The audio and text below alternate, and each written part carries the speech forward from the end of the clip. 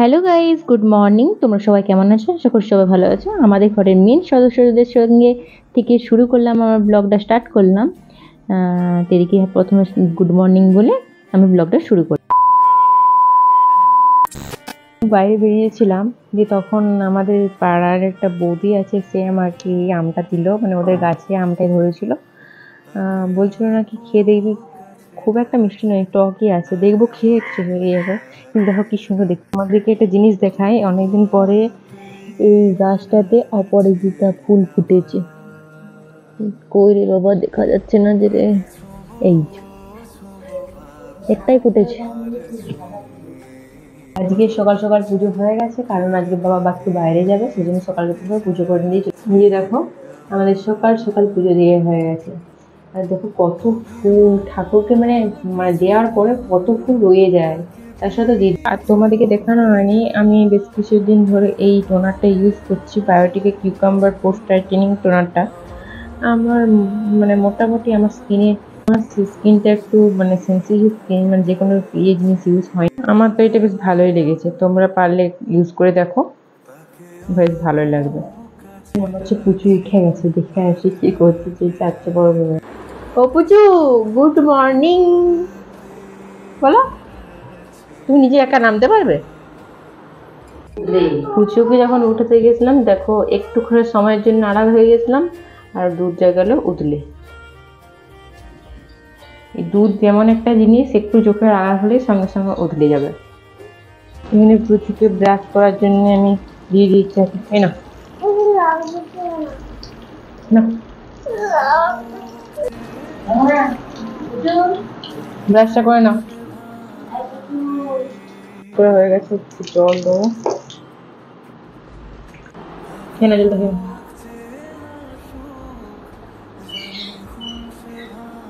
এখানে পুচুকে সাবু খাওয়াবো, সেই জন্য সাবুগুলো কিছু ঢেলে নিচ্ছি, ভিজাবো। এখানে সাবুটাকে ভালো করে প্রথমে ধুয়ে নিচ্ছি, একবার ধুয়ে নিয়ে ভালোভাবে ধুয়ে নিই। ছেলের কাণ্ড কারখানা দেখুন। এই সাবুটি ওকে আমি দিয়েছিলাম, ও আবার কাঁচা সাবু খেতে খুব ভালোবাসে।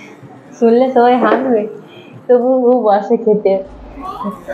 কি কাণ্ড করে চারদিকে ছড়িয়েছে। নিজে অপরাধ করেছে, আবার নিজেই ছাড় দিতে শুরু করে দিয়েছে। তুমি কি দিচ্ছ? ওভেনের উপরে যে দুধটা পড়েছিল, মানে ওটা তো সঙ্গে সঙ্গে না ছাড়ালে ওটা শুকিয়ে গেলে তারপরে ছড়াতে গিয়ে অসুবিধাটা হয়, সেটা ধারণার বাইরে। সেই জন্য আমি তাড়াতাড়ি করে দুধটা নামিয়ে আমি ওভেনগুলো ভালো করে ধুয়ে নিচ্ছি। নুন মশলাকে নিজের নিজের জায়গায় ঠিকঠাক ফিক্সড করে দিতে হবে, ইনি না থাকলে তো রান্না বান্না কিছু হবে না। নিজের জায়গায় নিজে বসে পড়লো, এবার রান্না শুরু। আর আজকে আমাদের বাড়িতে রাইস হবে, তো রাইসে সেরকম উপকরণ কিছু নেই। এই গাজর ছিল, বরবটি ছিল, ক্যাপসিকামটা থাকেনি, আর এই আলুগুলো দেখতে পাচ্ছি, এগুলো আমি মাংসতে দেবো।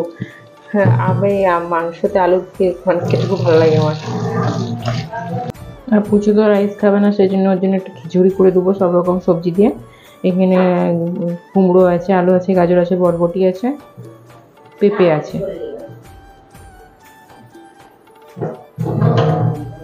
আর এখানে পেঁয়াজ কুচি আর রসুন কুচি মা করে রেখে দিয়েছে। এবারে আদাটা আমাদের অলরেডি ফ্রিজে বাটা আছে, আদা আর জিরে মা একটু বেশি করে বাটে, ওগুলো ফ্রিজে একটু করে রেখে দেয়, তাহলে পরে পরে কোনো তরকারিতেও দেওয়া যাবে। এখানে প্রচুর খাবারটা আমি রেডি করে নেবো। আমি সাবুটা ভিজিয়ে রেখেছিলাম, এই যে সাবুটা ভিজিয়ে রেখেছিলাম, একটু ইয়ে হয়ে গেছে, সেজন্য আমি আউচ ছেঁকা খেলাম গো। আর ওই কাকুটাই সেই আমাদের এখানটাতে মানে একবারে কোলা গাছে পুরো আমার পাঁচিরটা ভর্তি হয়ে গেছিলো, সেই পাঁচিরটাকে কি সুন্দরভাবে পরিষ্কার করে দিয়েছে। আর এখানে আমি পুজোকে সাবু খাওয়াতে বসে পড়েছি, দেখো ও ঘিন করছে, মানে ও মানে খেতে চাইছিল না। বাচ্চা ছেলে তো নিয়মিত খাবার আমি বসিয়ে দিয়েছি প্রেসারে। খিচুড়ি মাংসটাকে আমি ভালো করে ধুয়ে নিয়েছি, দিয়ে দিয়েছি। এখানে আলুগুলো প্রথমে ভেজে নেবো। এখানে আলুগুলো ভাজতে আমি দিয়ে দিয়েছি, এখানে আলুগুলো ভাজা হোক। আর এদিকে আমি চালটা এখানে এই চালটা আছে, এটা আমাদের চালটা হাফ হয়েছিল, হাফ রাখা আছে। আমি গ্লাসটার মাপ অনুযায়ী আমি এই ইয়েটা দেবো।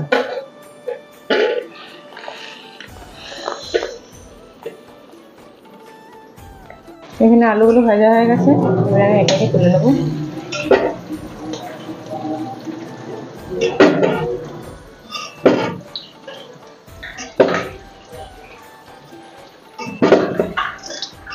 চালগুলো ধোয়া হয়ে যাচ্ছে, চালগুলো একটু ভিজিয়ে রাখলে ভালো, তাতে তাড়াতাড়ি সিদ্ধ হয়। আমি তাড়াতাড়ি মানে প্রেসারে করে নেবো বলে তাড়াতাড়ি ওখানেই সিদ্ধ করবো। এবারে ফোড়নের জন্য আমি ইউজ করছি জিরে আর তেজপাতা। আমাদের শুকনো লঙ্কা শেষ হয়ে গেছে, সেজন্য দিতে পারছি না। এটা হয়ে যাওয়ার পরে এটার মধ্যে যে কুচিয়ে রাখা পেঁয়াজ আর রসুনটা ছিল সেটা দিয়ে দিই। যে আমাদের ফ্রিজে আদা বাটা থাকে, এই যে আমাদের ফ্রিজে আদা জিরে বাটা থাকে, অনেকটা করেই বাটা থাকে, সুবিধা হয়। তোমরা এরকম করে দেখতে পারো, অনেকটা করে আদা জিরে বেটে রেখে ফ্রিজে রেখে দিতে পারো। এইখানে পেঁয়াজগুলো ভাজা হয়ে গেছে, লাল লাল করে ভেজে নিয়েছি। এবারে আদা বাটাটা আমি দিয়ে দেবো।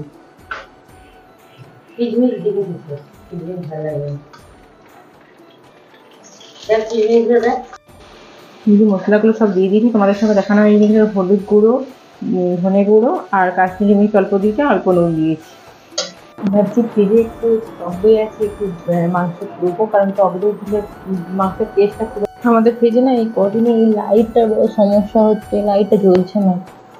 এই যে টক দইটা এখানে আছে, আমি ওখানে বসিয়েছি, তবুও আমি ওইটা নেবো না। এই টক দইটা যখন লুজ আছে সেটা দিয়ে, এখানে দইটা আমি দিয়ে দিয়েছি। দইটা দিলে মাংসের টেস্টটা আরও দ্বিগুণ হয়ে যায়।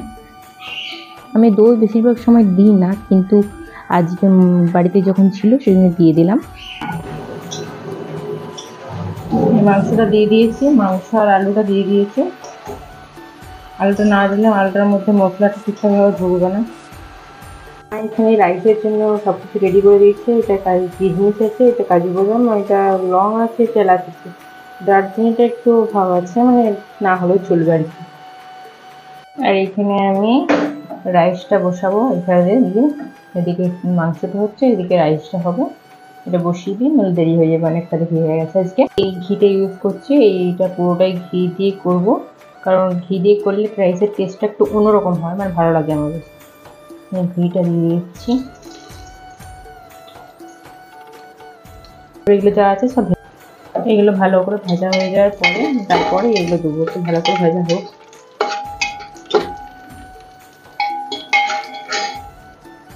তারপরে যে গাজর কুচি আর এগুলো ছিল সেটা দিয়ে দিই। এখানে চালটা দিয়ে দিয়েছি, চালটা দিয়ে নাড়াচাড়া করে নিয়েছি। আসলে আমাদের সকাল থেকে কিছু ঠিক ছিল না যে কী হবে না হবে, সেই জন্য ঘরে সেরকম রাইসের কোনো প্রস্তুতি থাকেনি, যা ছিল ওই দিয়েই হয়েছে।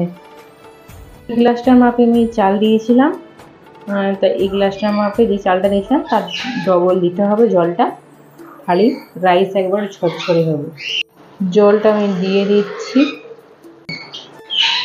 তারপর যতটুকু ঘি পড়েছিল ততটুকু আমি এর উপরে দিয়ে দিচ্ছি, কারণ ঘি ছাড়া এই রাইস বলো পোলাও বলো তো অসম্পূর্ণ, ঘিতে এই গন্ধটা আনে। এখানে আমার মাংসটা কষানো হয়ে গেছে, তেলটা ছেড়ে দিয়েছে। এবার আমি একটু জল দিয়ে দেবো। এখানে জল দিয়ে দিয়েছি, আর যেহেতু এটা রাইসের সঙ্গে খাওয়া হবে, এটা একবারে কষা কষা হয়ে যতক্ষণ এখন সিদ্ধ হচ্ছে, খুব সিদ্ধ হোক, ততক্ষণকে আমি স্নান টান করে আসি। আর মেয়েকেও স্নান করাতে হবে, তারপরে দেখা হচ্ছে। এইখানে আমার স্নান কমপ্লিট হলো, শুধু আমার স্নান নয়, মেয়েকেও স্নান করাতে হলো। আর স্নানের পর মানে বাড়িতে থাকলে যতই চুড়িদার টুড়িদার পরো, নাইটি তুললে কোনো সুখ নেই, কারণ আমার বেশিরভাগ ভিডিওতে তোমরা নাইটি পরেই দেখতে পাবে, কারণ আমি নাইটি পরেই বেশি কমফোর্টেবল। তারপর লাঞ্চটা কমপ্লিট করে নিলাম। এখানে লাঞ্চে তো দেখতেই পাচ্ছ অসাধারণ ঝুরঝুরে রাইস আর তার সঙ্গে চিকেন কষা। আমার তো জাস্ট অসাম লাগছে, আমার খেতেও খুব ভালো লাগে। তারপর বাবা এখানে সিঙ্গাড়া এনেছিল বিকেল সন্ধ্যার দিকে, আর সঙ্গে এনেছিল এতগুলো মিষ্টি। এগুলোকে রসমালাই বলে অনেকে, আমার খেতে তো খুবই ভালো লাগে। এখন এখানে যতদিন আছি আমার প্রত্যেক দিন ঘুম থেকে উঠে লেট হয়ে যাচ্ছে। দেখো রাত সন্ধ্যা হয়ে গেছে। আমি যতবার এখানে আমি থাকলে আমার আলিসটা একটু বেশি বেড়ে যায়, প্রত্যেক মেয়েরই সেটা হয়। যেমন টিভি প্লাগটা খোলা ছিল, কারণ আমাদের এখানে প্রচণ্ড ঝড় বৃষ্টি হয়েছে আজকে। মানে ঝড় বৃষ্টি বলতে বৃষ্টিটা হয়েছে, তার উপরে মেঘও ডাকছিল, সেই জন্য বন্ধ করে রাখাটাই ভালো। এখানে আমি সিঙ্গাড়া আর মুড়ি নিয়ে চলে এসেছি। এখানে বাবা যে সিঙ্গাড়াটা আছে তার মধ্যে একটু খেয়েও নিচ্ছি, দেখতেই পাচ্ছ। আর ওখানে টিভিতে পৃথিবীরা চলছে, আমি টিভি দেখতে একটু মুড়িটা এনজয় করি। দেখো জাস্ট অসাধারণ। এই বুঝি তাকিয়ে আছে, টাকা খাবে বলে নাকি? ভিডিওটা এখানে শেষ করলাম। ভিডিওটি ভালো লাগলে লাইক অ্যান্ড সাবস্ক্রাইব করতে ভুলো না। পরের ভিডিওর জন্য ওয়েট করো। টাটা।